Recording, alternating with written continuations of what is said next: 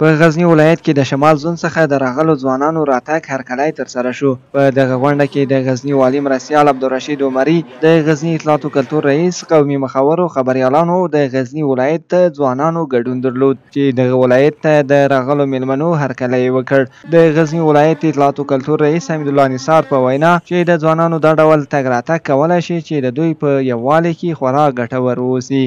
وروستیو کې د شمال او جنوب یا د مختلفو زونونو ځوانان یا یو بل زونونو ولایتونو ته تګ راتګ کوي. په ټوله کې دغه تګ راتګ زما په نظر باندې ډېر مهم دی. د مختلفو ولایتونو مختلفو قومونو فرهنګ یو بل ته انتقالیږي، په یو بل باندې ښه باور ترلاسه کوي.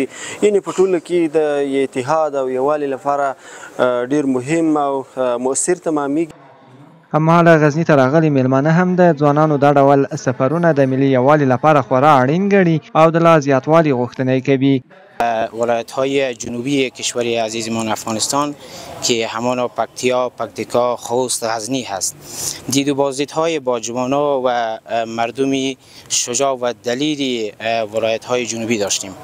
هدف از این برنامه ما ایجاد اتحاد و روابط خوبی بین جوانان می باشه.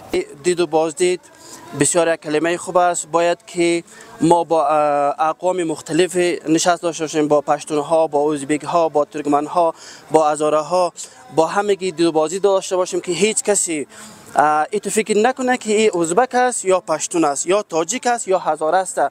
ما یک ملت هستیم، یک افغان هستیم، بالاخره یک مسلمان هستیم. دین ما به نام اسلام است. اسلام مرزی نداره.